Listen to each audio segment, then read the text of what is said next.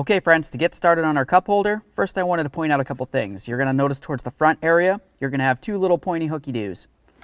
Back here, you've got this one right there. That's kind of like the latch. So what we're going to need to do, open this up, and then if you were to reach right along the back side here, you can squeeze your fingers down along the middle, squeeze in, and you should be able to lift it up.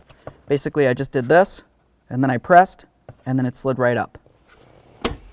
To install the new one, go down at an angle just like this, line it up, lock it in, give it a wiggle, put it away.